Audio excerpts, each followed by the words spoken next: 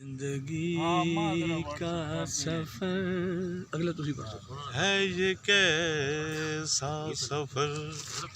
कोई समझा नहीं कोई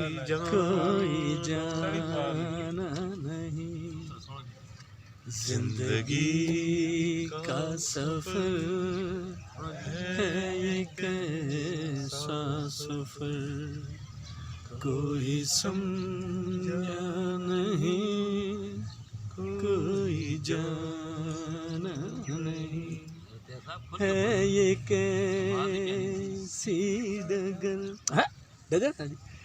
है ये कैसी डगर कोई समझा नहीं कोई जाना नहीं साड़ी तो जाना है ही कोई नहीं।